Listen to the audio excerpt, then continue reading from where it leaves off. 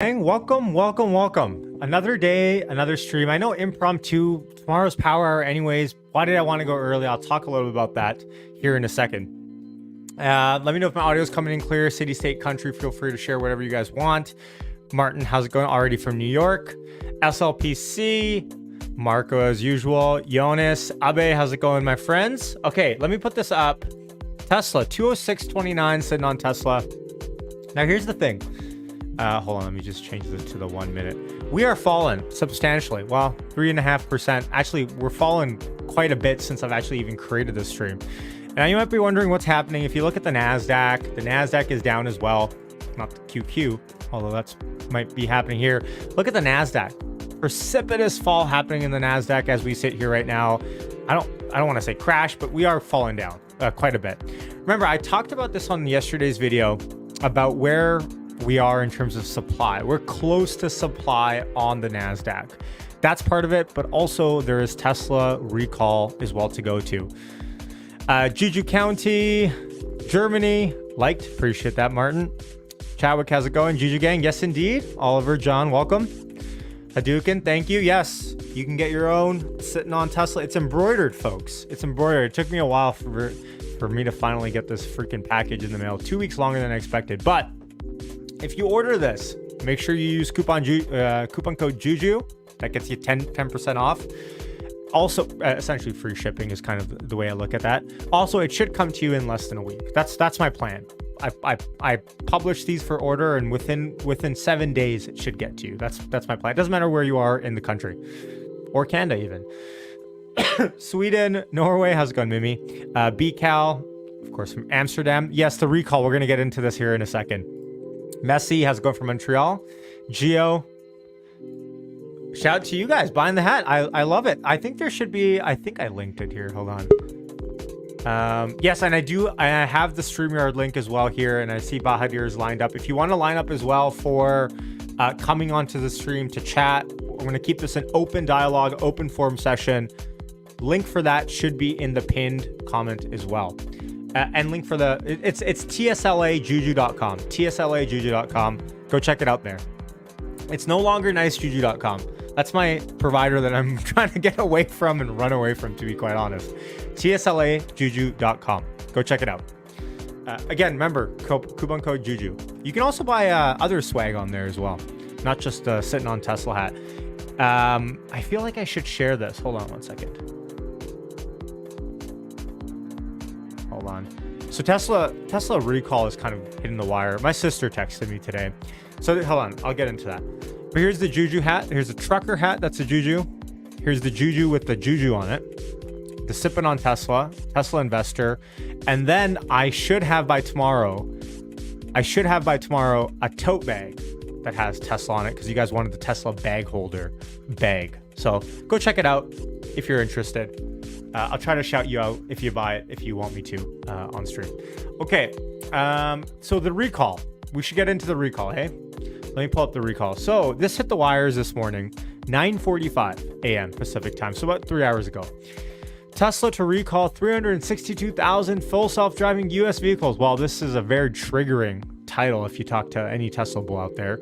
And essentially all this is, and Elon replied, saying as much. Hold on, where is it? Wow, Elon's been tweeting a lot here in the last little bit. That this is essentially, and Sam Kors from ARK Invest says, this seems like there should be terminology introduced to differentiate between actual recalls and software updates. Because one thing actually requires something to be recalled and the other one doesn't.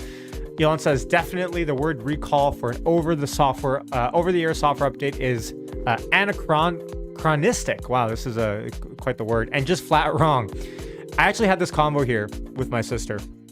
Not to divulge too much, but she texted me this morning. Tesla's recalling the vehicles. I'm gonna send you the article. I was like, nah, don't even bother. And then I tried to explain this to her, and for anyone wondering what she said after this, it was pretty much nothing. Like she didn't want to talk to me. She thought I was overly defensive over it. So, you have that sentiment out there that people, even in the world of recalls, think that this should still be a recall. You guys like the elevator music? Hold on, let me just... No, okay, I'll turn it off. Hey, so many familiar faces in here today. Hold on, let me catch up on the places. Atlanta, Sweden, Austria, Yuma. Where else? Where else? Andy, how's it going, my friend? Had two juju for breakfast. The music. This is me trying to be a producer, folks. Like it's just the way it goes. You guys see, it's very divisive and polarizing, to be honest, about the music. South Africa, how's it going? Missouri. Okay, so I'll pull up Tesla stock here, 206.55. We'll see where we'll go. In 15 minutes, I'm going to ask for your Tesla closing price guess here in the chat.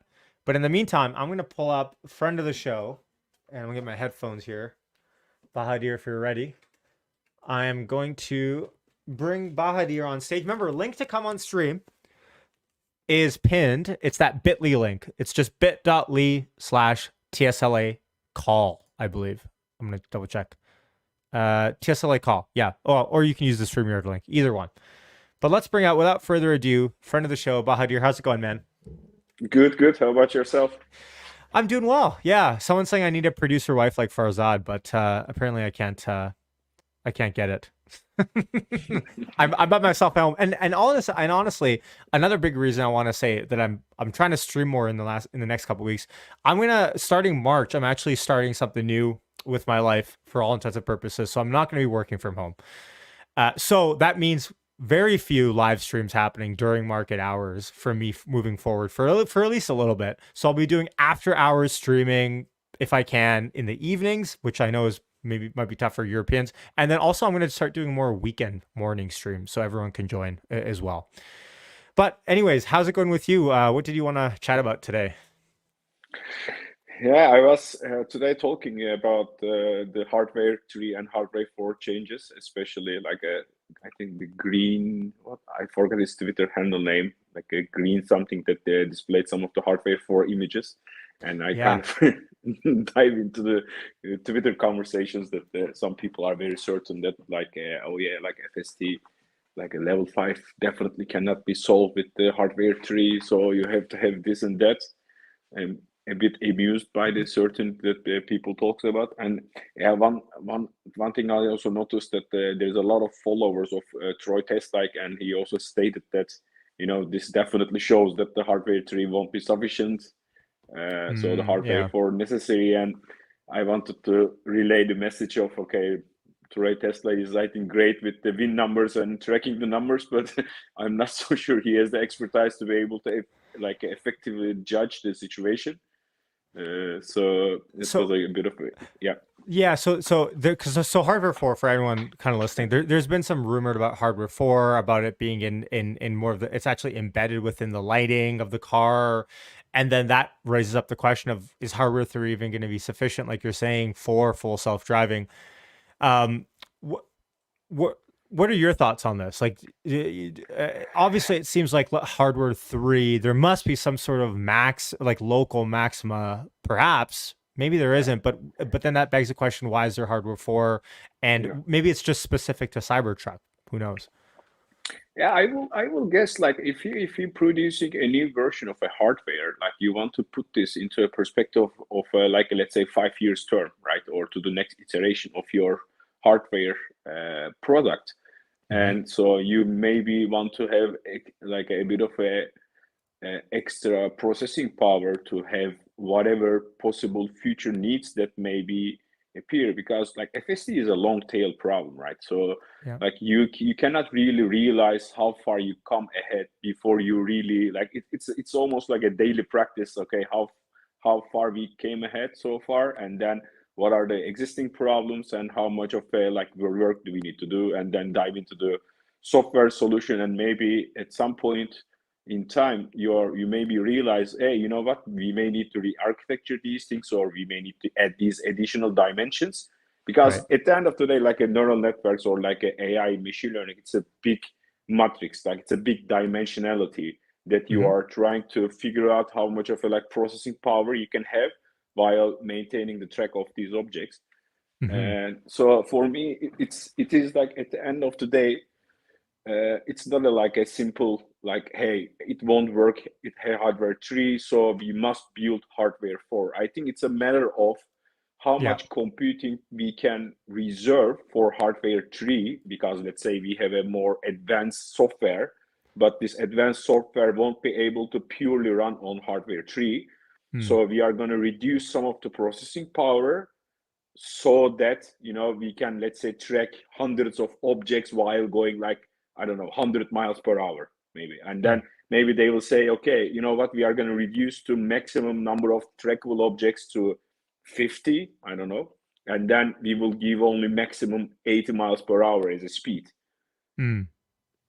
Well, that would make sense. And I mean, okay, it is it would be worrying, let's say, if Tesla said hardware 3, you know, we can't do the whole robotaxi network. But at the same time, Elon's been pretty clear with saying the robotaxi that he plans on having in mass scale is going to be the next car. It's not going to be the Model 3 and the Model Y, although he has said at what was it now? AI Day, like the first AI Day, or no, was it which day was it called? What was it called when he said we're gonna have 2 million cars in the fleet and they're all gonna be software updated. I forgot the name. Someone tell me. I'm blanking out on the name. I think it was the first AI day. But if the Model 3 and Y can continue to do like shorter distance, off hour robo taxi network stuff, and then the next gen vehicle can be specifically dedicated towards anywhere, like I'm thinking Asia, to be quite honest, like Asia, like these types of hard geographical areas where, you know, even the staunchest Tesla bull would be like, okay, we got some issues here in New Delhi if you drop the car and you put it on FSD, right?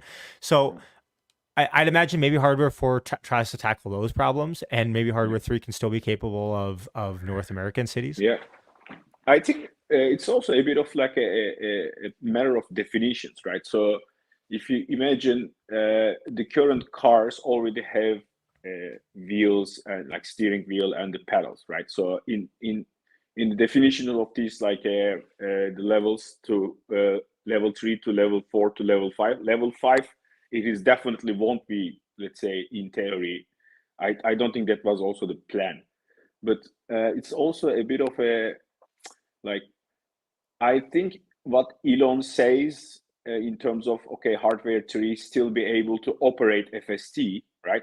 That definition is a bit of loose definition, right? So let's say you will be because even if you look at the definitions, level 4 still expects you to take over control in some of these cases, right? So there is no perfection, let's say, till level 5. And I think in those cases, level 4 it will be a possibility, because even if the definitions are like so generic, like in snowy conditions, it can run, let's say, in level 4, but even under heavy snow conditions. And I think there were some videos that demonstrated that Tesla even currently can operate in the current state of things. But I also remember Matt was saying this is like a right now I tried to draw in snow and it was horrible. Right? It's not consistent enough, right? So it doesn't give you this feeling of security yet.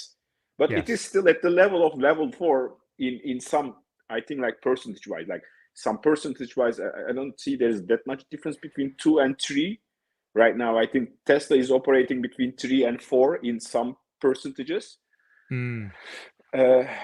I have the guess that it may maybe reach to 3 or 4 even with the hardware 3 level, but I do see in some of these videos. But of course, it's hard for me since in Europe we cannot test the FSD at all. So it's very like a distant, only like watching from the videos and also listening James Dawa and others and the presentations. Correct. That I have the feeling that Tesla wrote most of the software, and it's just diving in these like edge cases, and I think they are gonna also they are already working with a lot of like simulations to create these edge cases and then see where things fail, because it is hard to basically come up with the valid edge cases, right, before you experience it, or the whole fleet keeps on sending you these like edge cases where you say, okay, what's happened here, so let's solve this problem. So Farzad is very bullish on this. Farzad has continually told me, like, and he drives FSD beta every day, and he's like, it's coming this year. Like, he's telling me not only is the rate of improvement getting faster, but it's getting larger, is what he's telling me. And I think that's please go ahead. But again, as a visual watcher of this, it's hard for me to, I guess, internalize that. I mean, if you see a Tesla can run away from a car that is coming very fast, I don't know if you saw the crash video. I think that some Audi or Porsche, whatever it is, was coming very fast, and the Tesla sped up, and then the car crashed into the whole guardrails. I mean, there is such a level of like autonomy already. I was just thinking today a lot, especially when I was discussing this. Like, I think at some level, if a car can run away from a rock that is like thrown from almost any degree of angle, and then it can skip that rock and not Yeah. hit it, right? I mean, Yeah. what is the next level of human? Like, because you are almost, as humans, we are limited with our vision. We can not also solve all these problems, right? So the car might still crash into things, and that's still a possibility. But at what level we seem to deem like, okay, this is like good enough to really expand? Because it's also not a matter of, I don't think it's going to be like at any given moment we are going to enable FSD all over the world. I think it's going to take, okay, in California, let's say this region, we are going to enable some robotaxi, maybe even hardware 3, right? Just to test it out, how much it can cope with the real world environment. And then from there on to roll out to different regions to be able to be more safe, right? I think that's generally what Tesla did so far, to have beta users that are limited with the experience and stuff to make it safe and then go far ahead. But I mean, especially I think Tesla, once they revealed the occupancy network and then basically see what is all over the car without even recognizing the object, I think that might be the biggest hurdle that they need to handle. So I basically agree with Farzad.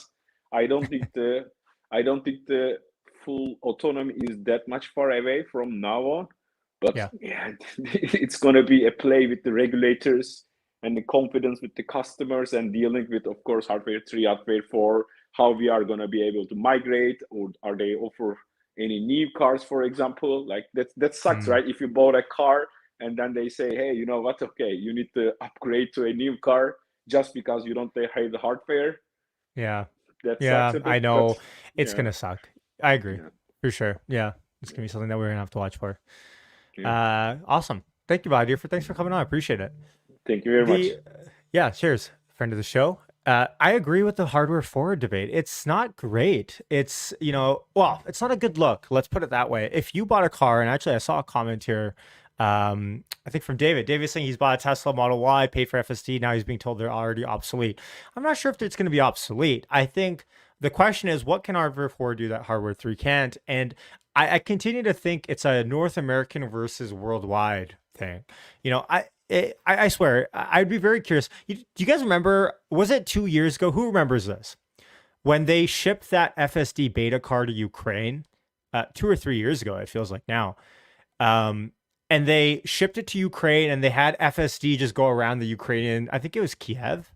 I just go around in Ukraine as if like nothing happened. Who remembers that FSD that happened? That FSD video that came out. It's it just feels like, someone please do that in New Delhi. I swear, I would love to know how the car would react in a neural net set like New Delhi or something. We're just saying you should volunteer to be the object to avoid. Oh, Hadouken already linked it for me. Thanks, man. Hold on, let me pull it up. This one. Who remembers this one? As I don't even show it. Here it is. This video. Hopefully there's no music. Hold on. Компания Доктор Илон, меня зовут Иван, и сегодня у нас будет видео про автопилот. И не просто про автопилот, а про бета-версию FSD автопилота. I wish I knew what he's saying. Full self-drive автопилота. Let me skip up. У нас сейчас... То есть этой функции не на одной вашей Tesla. So full self-drive. Maybe he jailbroke it. I don't know. Ну что, поехали? Тест-драйвим. Так, сейчас давай проведем точку, где мы ее потеряли здесь.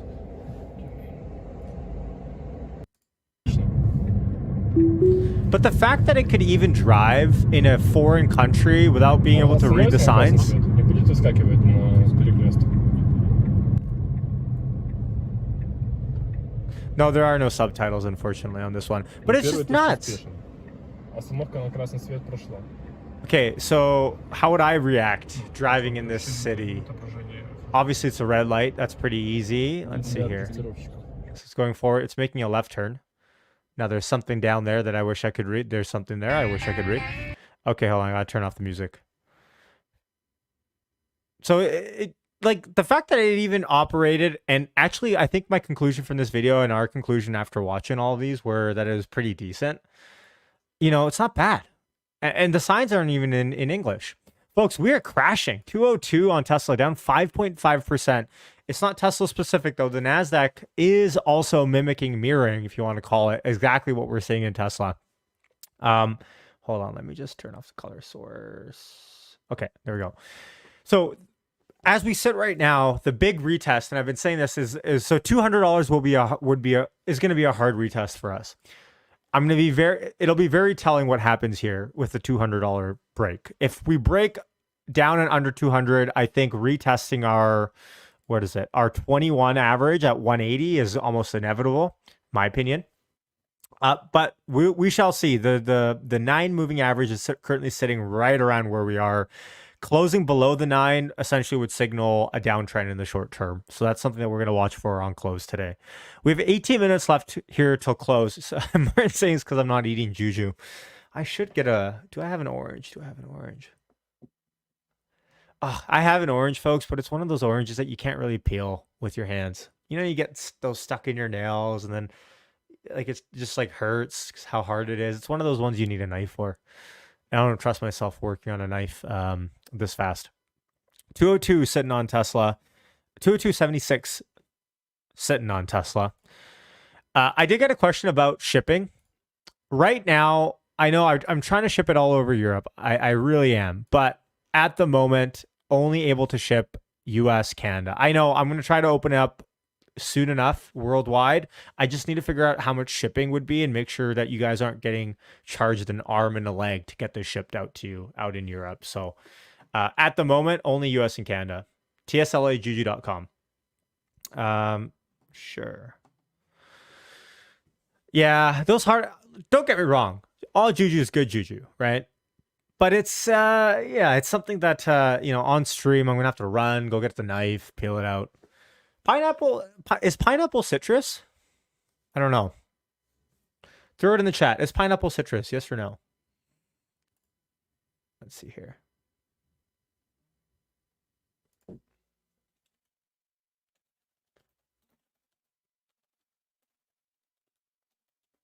Duke, and I saw your message.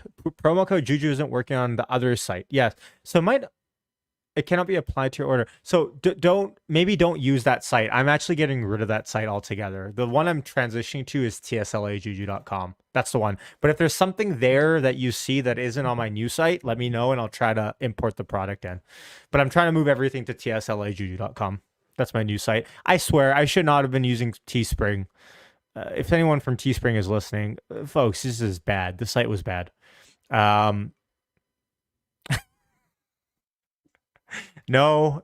Yes. Okay, one yes. Marcus says pineapple is as citrus as blueberries are. There you go, Farzad.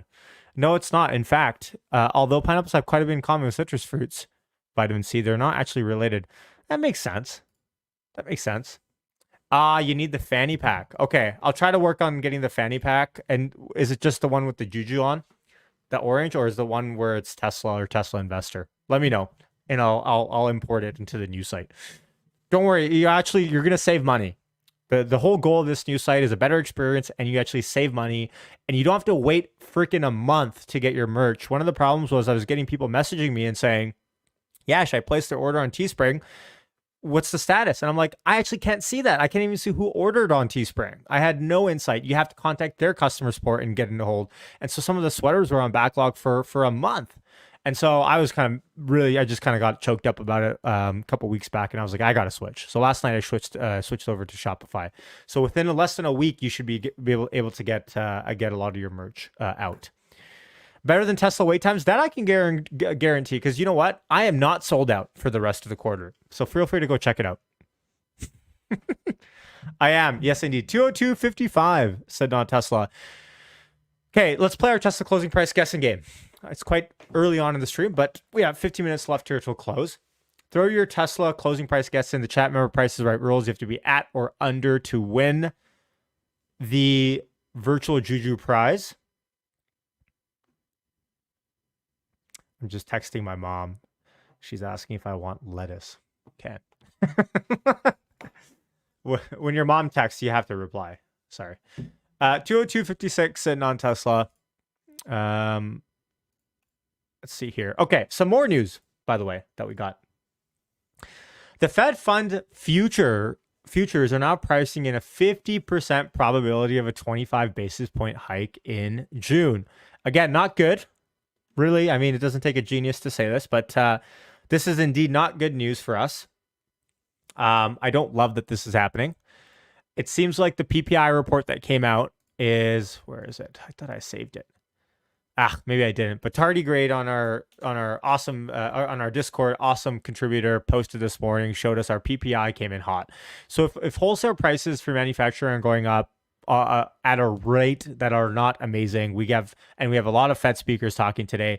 Another headline we got today was this is Fed's Meester. If risks materialize, rates may need to be raised higher than 6%. Folks, 6% is nutty. Like, I think the terminal rate at the moment is like 5.15. Like 6%. I think we're really getting. This is like tail end risk. And again, this is the problem. Is every other day there's a new report that conflicts what we heard the other week. So it's just nuts. I don't know how I feel about it. Martin says, hey, shouldn't you want consolidation on this level? Yeah, I mean, this is kind of expected. This kind of drop down in price. And I mean, if we can consolidate around 200, I'm quite happy with that, considering how strong we've been. So yeah, I'm not trying to say this is bad or good in terms of dropping. I know some people have covered calls in the chat. I've been reading that as well. So, but it does make sense. Ty says, you typically want to raise rates above inflation to kill inflation, don't you? Well, the relationship isn't so simple where this is the inflation number year over year, and so this is what our rates have to be. It's a direct corollary measure, but the absolute number doesn't matter in terms of year over year with relation to how much rates need to be at.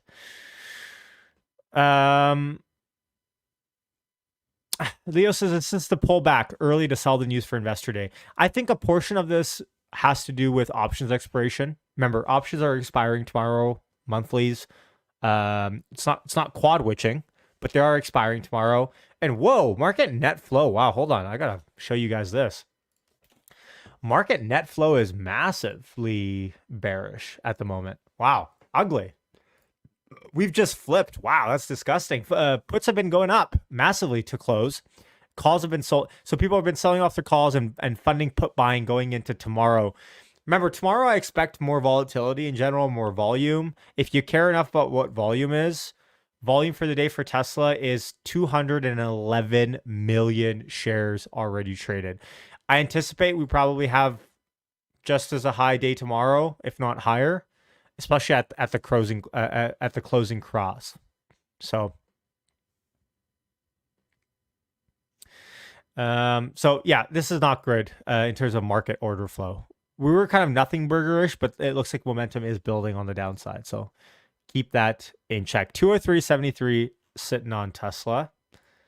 Let's see here.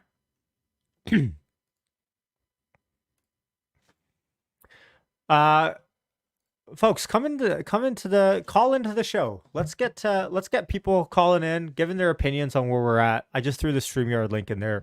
I think you have to. I don't think you can just call, but I mean, you can do it on your phone. Give a question. It could be 5 seconds. I don't mind. Matt says, Yash, I heard a rumor today that there's a lack of high value, long dated Tesla options in the market. Is this true? If so, what would this mean and why? I have not heard that. If you can point me to the source, maybe I can dig in a little bit deeper. A lack of high value, I think you mean out of the money strike, long dated options in the market. Well, again, I think if I read that from the source, maybe I can get a better understanding of what they're trying to say. Here's the thing with options, right? Is that you can get a lot of headlines. And by the way, I shared this on and that kind of points me into into the FUD around FSD or FSD recall today. Look, check out this dark pool print that we got today. Let's see here. Check out this dark pool print we got. So we got 2 dark pool block trades at $108 million each at 11:17 Eastern before the recalls. And these are spotted at 216.18 cents. So at the time that this was shared, Tesla was trading at around 215. Or actually, it was trading higher than that. Well, what's high of day? 217.65. So these sell orders, well, remember, typically almost every time I say this, people go, well, yeah, if there's someone's buying it, someone's selling it. Yes, that's true. What we have to look at is what was the spot price versus the actual stock price at that moment in time. And so I read these as sell. I know I had to change my Discord message to say sell, because I originally thought these were buy. But these are huge volume sell orders on the dark pool. Again, I'd have to hold on. What is this? 8:17 a.m. in the morning. Hold on. Is that 8:17 or is that central? This is cheddar flow, so that's the problem. Hold on, let me just pull this up.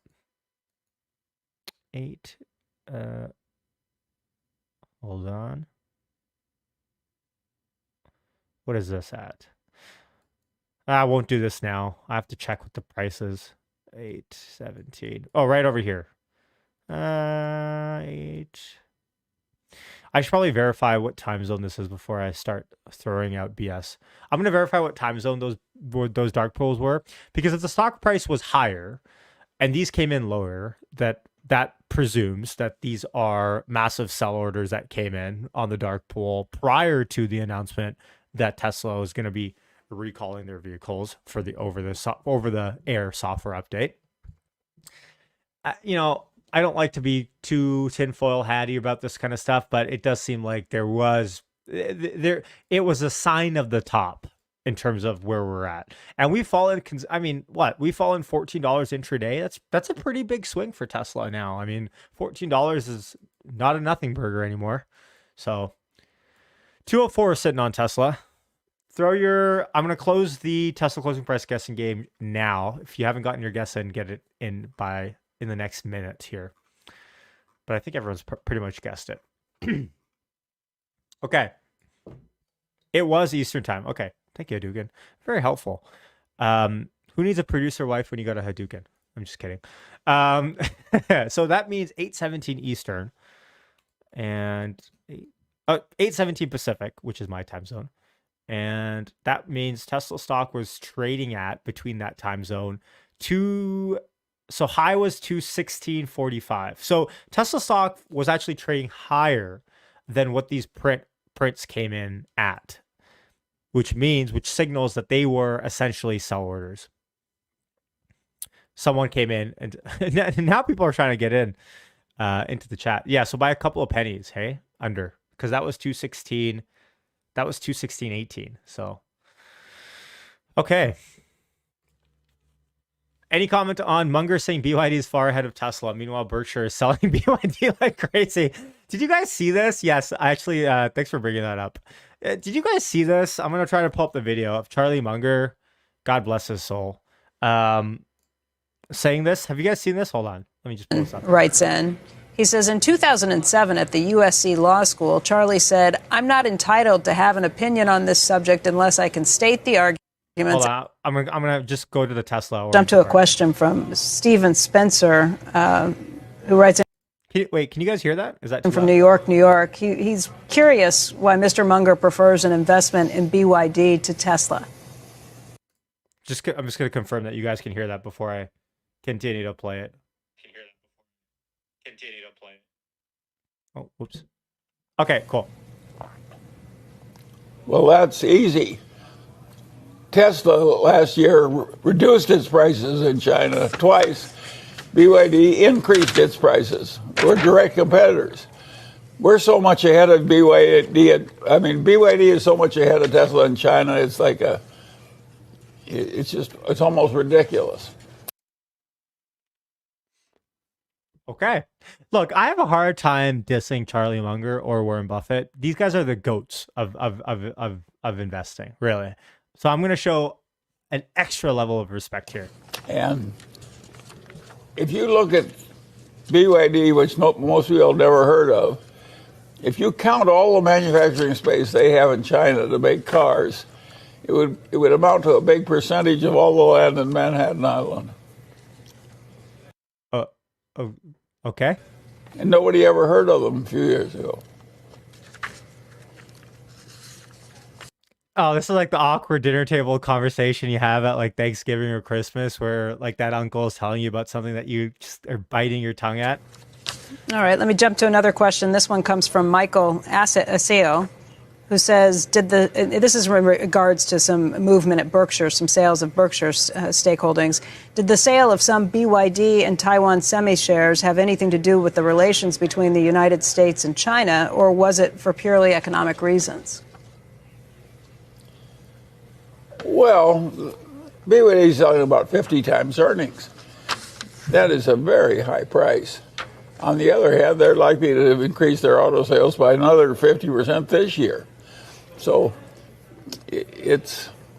we sold part of ours, by the way, years ago. This is the thing. I get it. They love BYD, but they've also been selling BYD like nuts. Like I think they've almost essentially liquidated their entire position on BYD. And maybe it brings up a great point. BYD doesn't just sell EVs, right? They sell hybrids. So small battery sizes in these cars. They sell gas cars as well, right? So of course they make a lot of EVs as well, but it's not a pure EV play.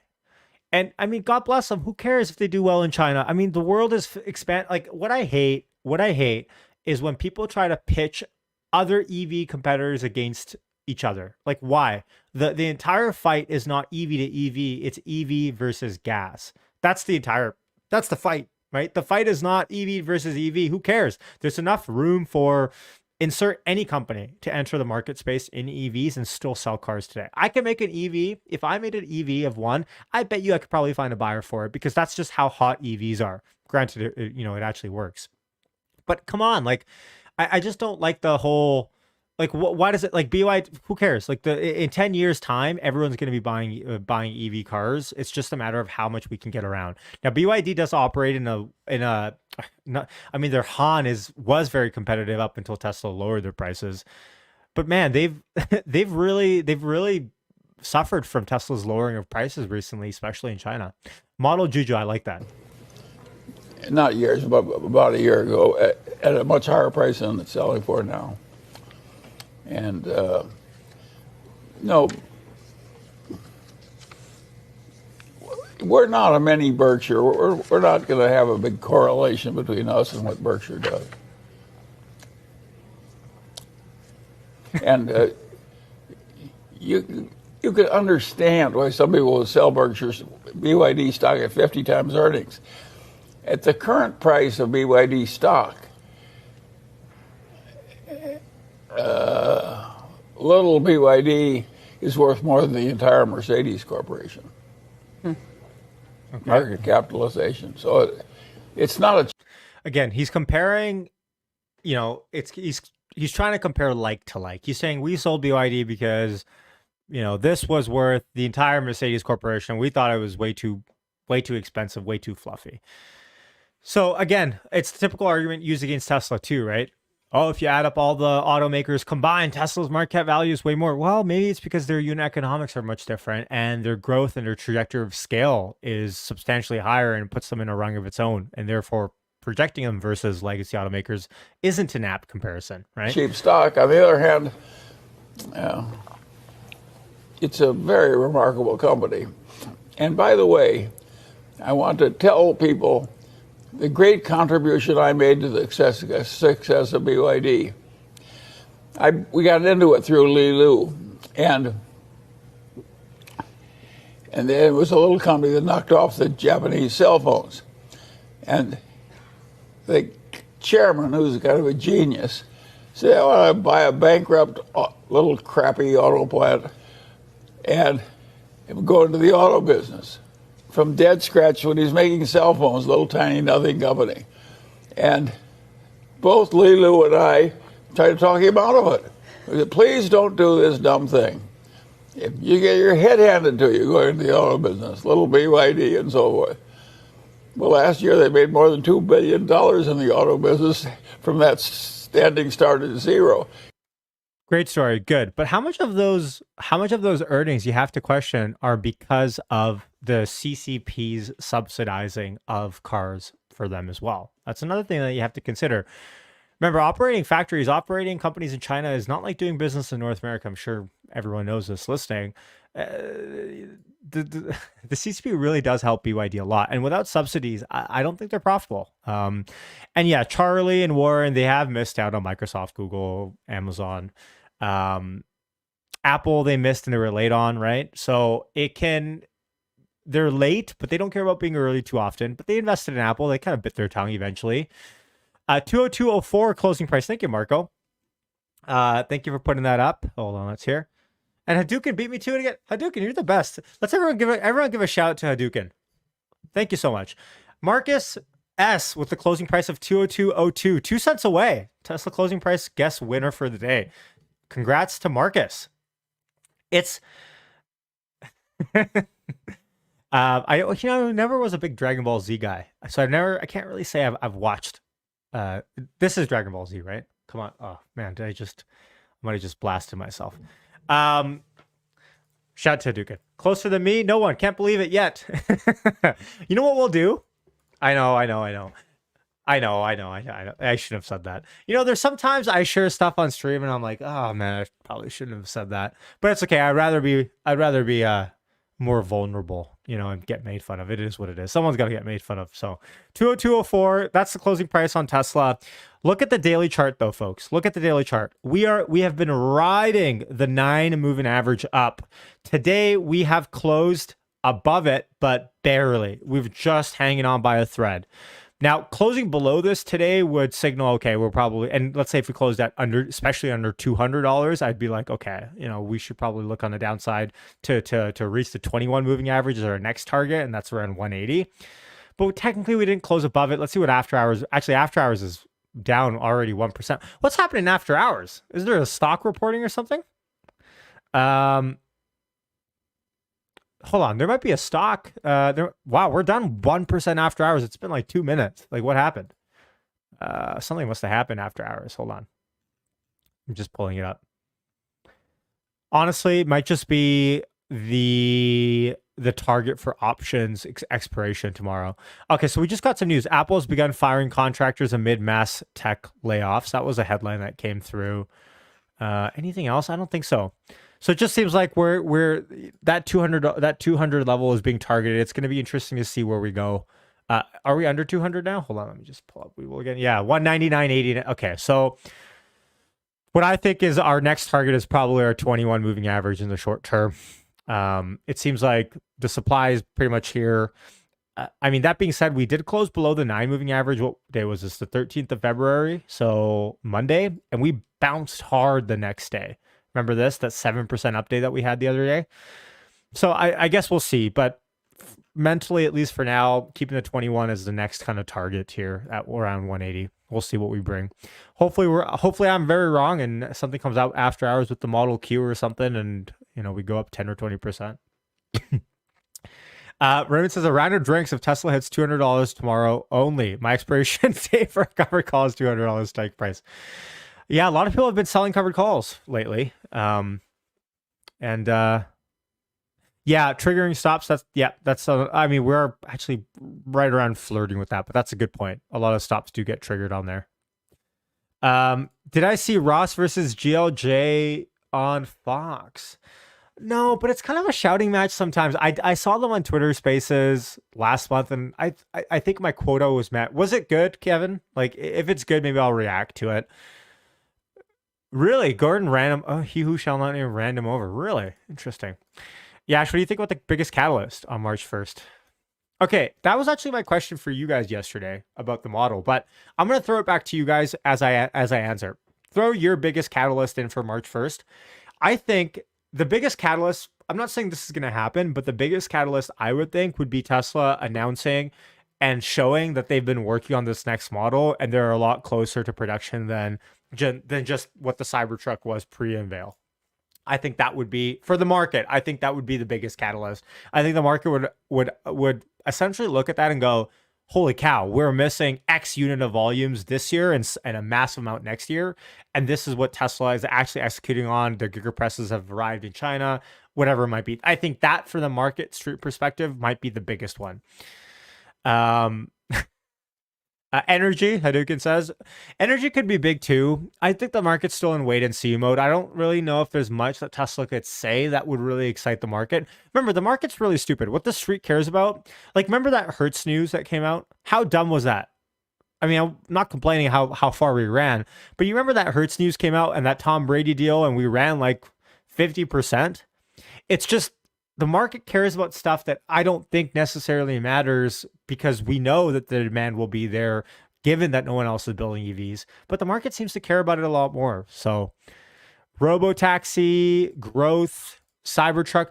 Yeah, but guys, are we going to get Cybertruck announcement? Like, I don't think Cybertruck is going to get over under. I think 1.5. I think I'm taking the under on how many times Cybertruck is mentioned. Okay, it's on his channel. I'll take a listen. Should we watch that? Should I run a poll on this? Okay, throw yes or no. Should we watch Ross and Gordon fighting on Fox before we sign off for the day? Let's see what else. Get a new model, a new platform with 2 castings, and then the sides as well. Can we focus on mass producing Cybertruck before any new model? I agree, Vasil. That's my exact point. I really feel like Tesla will be reluctant to say anything about this new model until they say that they've proven us wrong with the Cybertruck. Like, let's get the Cybertruck out into customers before we start talking about a new model. I agree wholeheartedly. And I think Tesla, by the way, understands this, and they're very careful to not want to get ahead of themselves because of that. How's it going, Brian? It's a lot of no's, a lot of yeses. Yes. Okay, it's about 50-50. All I really needed was a 50-50. Let's see. Okay, I'll turn it off, I promise, if it's too much screaming, which I'm kind of scared that there might be a little bit too much screaming on it. I just, I'm trying to keep my blood pressure a little bit down. Okay, hold on. Okay, let's watch it. Here it is. Tesla and Elon this year as the spike in the stock continues. We have a bull-bear debate. Joining me now, our bear, GLJ Research CEO Gordon Johnson and Gerber Kawasaki CEO and well-known Tesla shareholder and bull owning 440,000 Tesla shares, Ross Gerber. Gordon, the stock has been a total winner year to date. I mean, well, actually, since it hit that low on January 6th. What is your case against Tesla at the moment? Yeah, so the case against Tesla is simple. There's a couple of key things. Number one, Tesla no longer has a real-world range advantage based on Edmunds testing. Number two, they no longer don't have real-world range from Edmunds testing. Okay, that's the first one. Remember, likes to throw out a lot of cases. Let's try to analyze them one by one if we can. have a charging advantage. The Honda Tesla doesn't have a charging advantage. Okay, I don't know how that's the case. Look at Biden's even admitted that Tesla has a charging advantage. Iconic has a 800-volt battery, charges quicker than Tesla. A lot of other cars do. Number three, Tesla is the only one that can charge at what, like 256 kilowatts? What? they rank last in autonomous driving, and They rank last in autonomous driving. So I'm trying to pause this. I hope you guys don't mind. I'm just trying to go one by one here. Last in autonomous driving. Now that one, actually, I have seen a lot of funded surveys that say Tesla is last in autonomous driving. I have seen that. So he's probably pointing those at a resource. Remember, Tesla, and they make it hard because they don't care about levels, right? They don't like to tell us about levels of where they're at. So, whatever. I guess I'll grant that. Mercedes now has level 3 ADAS on the road now where they take legal liability. Tesla does not. Number 4, their 4680 battery. Remember the last time we had this debate with Ross, he said that their batteries are the best thing since Edison's light bulb. None of the problems. For 4680s, hey, did we get an announcement that Giga Berlin, or a rumor that Giga Berlin 4680 factory line is up and running now? That's amazing news. Promises they made at Battery Day, they've achieved. and their nominal density is actually worse than Panasonic's current generation 2170 battery. Guess who's buying Panasonic's batteries? Might be So Tesla. their batteries are actually worse than current generation batteries. So the point is, you have a company that we believe is going to see earnings decline roughly Ross is just smiling in the corner. 25% this year, and I could run you through that math. So you have declining earnings, you have market share collapsing in China, the U.S., and Europe, and you have lead times that are extending despite big price cuts. So I think they have problems. Ross, let me just bring up the scarcity premium issue. I do believe Gordon is either right or just about to definitely be right on that. You have a lot of companies coming out. Hyundai's coming out with the Ioniq, which hopefully is going to have a better price point than the Model Y. I drive a Tesla, and I'm looking for something a little bit better. What are you saying is the upside potential here? What's going to drive it for Tesla?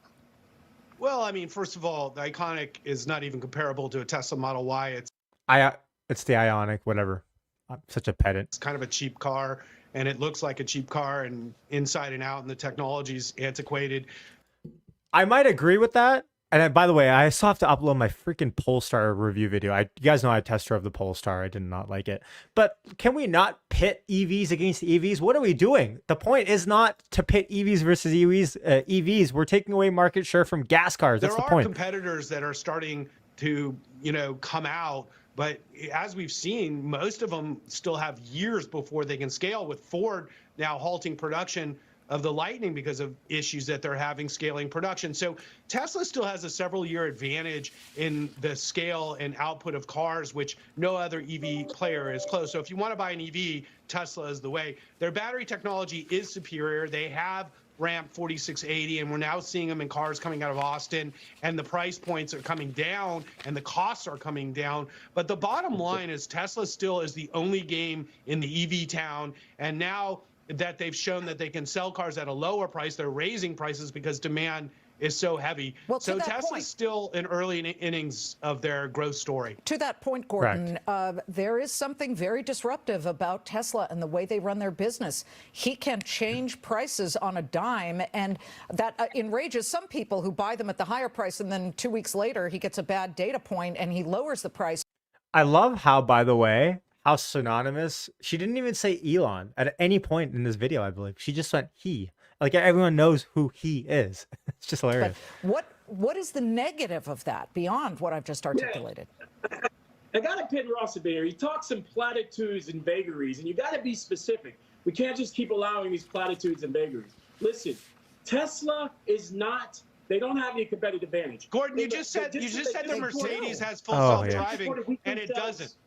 Yeah, they just reported weekly sales in China. Their weekly sales in China were roughly 6.7 thousand cars. That's just 38% of their capacity in China, despite massive price cuts. Their run rate demand in Q4 was about.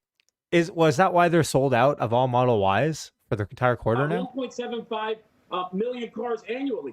That's half of their capacity, despite the fact they're only running their plants at 20% utilization. Gordon, we're about to break our records in production and delivery. We're looking at 500,000 cars in Q1. 4.5 times. Ross, let me finish. BYD sells 4.5 times more cars than them in China.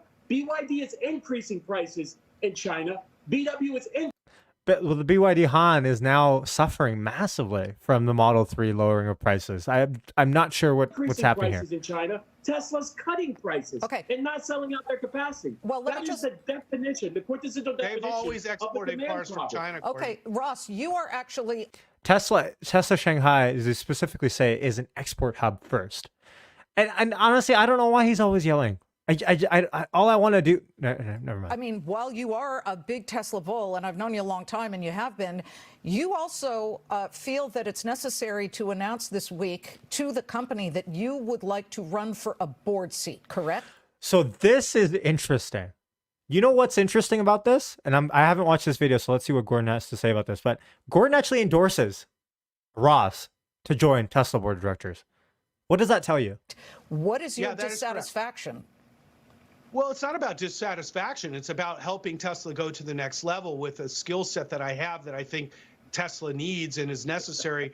And a board seat would be a way to implement these strategies. I mean, there's no question with all the fake news and the FUD that people like Gordon put out every day, that Tesla needs PR and marketing so that the real story is told. I mean, Mercedes doesn't have a full self-driving solution, and it says it very clearly. You have to drive the car That's 30 incorrect, miles Ross. per They have hour. level 3, Okay. they're taking Secondly, legal Gordon. liability. Secondly, I think Tesla has millions of new customers, and they really need to focus on the experience for customers. And I'd love to see a service and customer satisfaction czar Ross, you take can't put over out at these Tesla. I would agree And with that. lastly, Let me let Gordon. and lastly, I'd like to see some succession planning, because Elon Musk.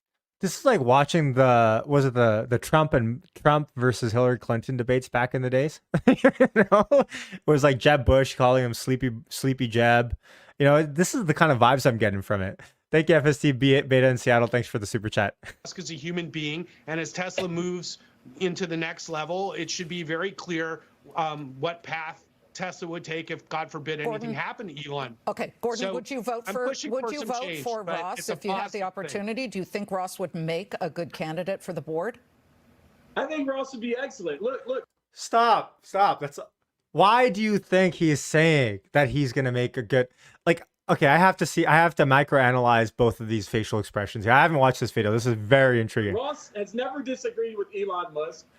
Look how upset Ross looks at the fact that he's endorsing him. Why do you think that is? He's literally a cult member. He's saying things in this Backhanded interview that compliment. aren't true. He's saying Mercedes doesn't have level 3. How am I They a do. cult They member, take in legal Gordon? liability. I think Ross speaks in vagaries and platitudes. I think he would agree with whatever Elon Musk made. I think he'd make a perfect board member. Okay, just quick, like the Ross, rest of the really I board. think quick, I'm 'cause changing Gordon my started, you can Twitter end really handle quick. to vagary and platitudes, I've decided. Okay, Ross, do us a favor. Let us know what response you get from the company. And Gordon, we will continue to look at your research and have you both back. But again, the stock is on a power trip, at least today. It is now pretty much hitting session highs. Good to see you both. Thank you for Hopefully joining we'll us. hit a Gordon today. Thanks, Hopefully we'll be up $20. All right.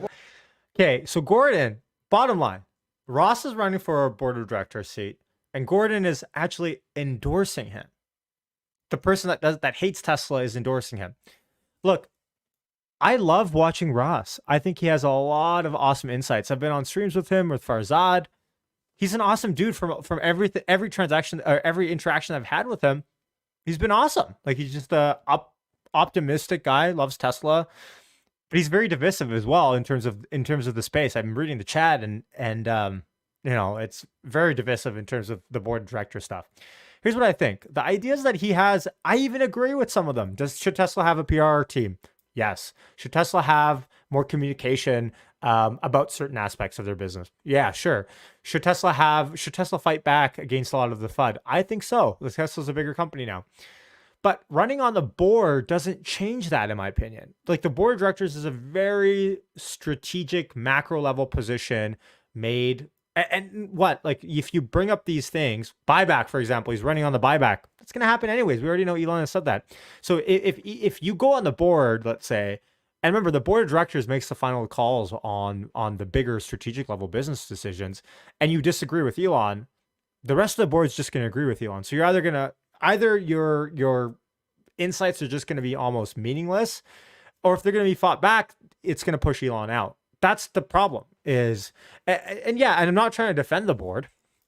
I'm not here to attack every person on the board, but can the board be better? Yes. But can we get like and I've said this, like, Elon should get like a Sheryl Sandberg for the Twitter board, or, Tesla should go out and get like a Tim Cook for their China relations on the board. Like, these are the types of like high level business, public business executives, strategic business executives that can bring relationships, that can bring government relationship. Like, these are the types of things that I look for. Can we operate like maybe Ross could wants to be like VP of communications for Tesla? I don't know. I'm just making up stuff now, but the board of directors is just so. It's just, I'm not sure if that's the correct venue for getting out those ideas. So just my thoughts. I know this is very divisive, and again, I try to be respectful as well, because Ross is cool. I think he brings a lot of cool Tesla insights, and he's been right about Tesla way longer than I've been. So, and he's seen Tesla grow from where it was kind of a baby to infancy to unprofitable to where it's at now. And think that's valuable. It's just a question of, should that be on the board? We already know BlackRock's going to make their way on the board, though. And you know what? I even tweeted this out, right? And I said, hold on, let me pull it up. I tweeted this out yesterday. I asked ChatGPT. I said, hold on.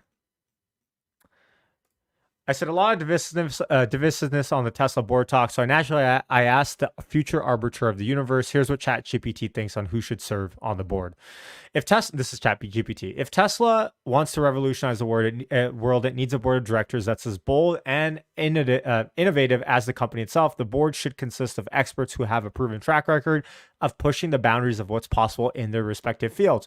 It's not enough for the board to simply be committed to Tesla's mission of sustainable energy. They need to be passionate and unwavering in their support of the company's vision to accelerate the world's transition to renewable energy and electric vehicles. People who sit on the board should be willing to challenge the status quo, which I agree with, by the way, and take risks to achieve the mission. Anything less than that is simply not good enough. The board Tesla needs bold leaders who are not afraid to push boundaries and create more sustainable future for all. That was ChatGPT. I actually didn't think that was that bad. It took me a couple commands to get to that, but isn't there a limit? I don't think there is, but I think technically, like philosophically speaking, there's no limit, but Tesla, I think, has set the limit to 6 now.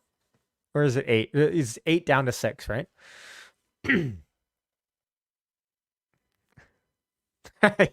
Yeah, right, Hadouken. And it's not even about defending Elon, though. Like, here's the thing. Does Elon make mistakes? Sure. I don't think anyone, or at least I don't, I can only really speak for myself. I don't defend every single action that Elon takes. But just the board of directors is, I just don't think the venue for it. Like almost at all. Like the board of directors, like I would vote in a Tim Cook on the board of directors, you know? Like these types of business folk. And then I know there's a lot of murmuring about, well, do you even want a fund manager on the board? If they're managing people's funds, is that not a conflict of interest? And actually, I don't know any of the legalese around that, so I'm just going to stay away. Yeah, I mean, what's the value of Elon's brother on the board other than being his brother? I don't know. Again, this is not me defending the board or everyone on the board. But it's just me saying, like, maybe Kimball, how long has he been on the board even? How long has it been? What are some things Elon's done that you don't agree with? So many things. Like, you guys know I didn't like the Twitter purchase. And that's an Elon specific thing, not a Tesla specific thing. I was like, buying Twitter is going to be a gong show, and it was. Little things. Like when Tesla does, remember when they did that stupid thing where they wanted to start delivering cars and not give people chargers with the cars? You know, I thought that was dumb. I was like, what are we doing? You know? So I can't even think of other things right now, but you guys get my point. But so Martin says Ross is right. Tesla needs better communication. What's the problem?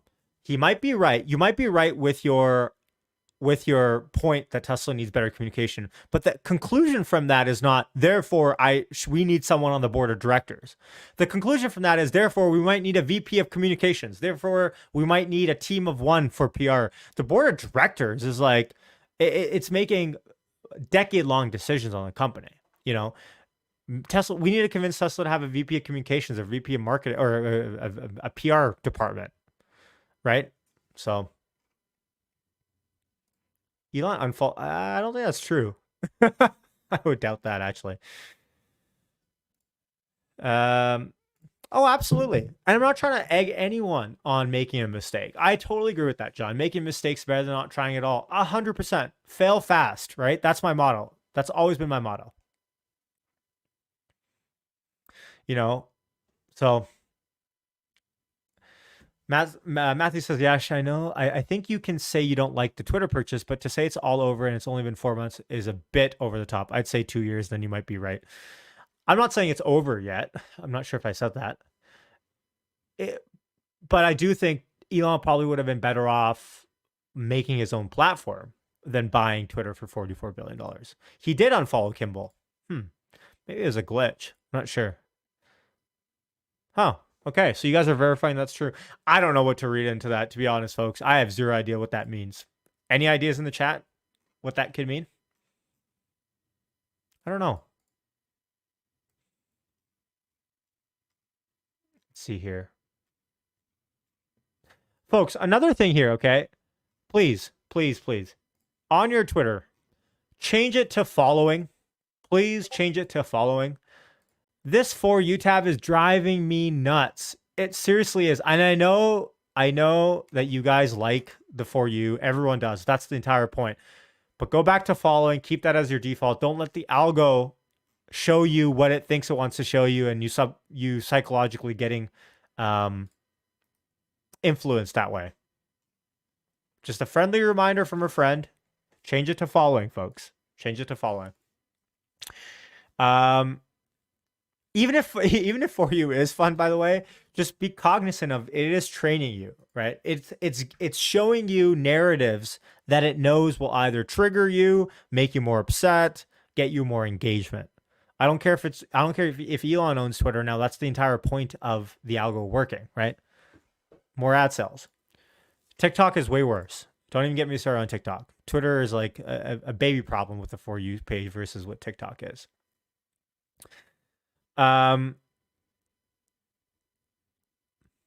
Awesome. Well, much love, folks. I appreciate you guys tuning on. Impromptu stream, hour and a half. I'm going to be going to a meetup tonight, a tech meetup. If you guys watch the podcast, My First Million, those guys are coming into town. I'm going with a friend there. I'm excited for that. If anyone's going there, let me know.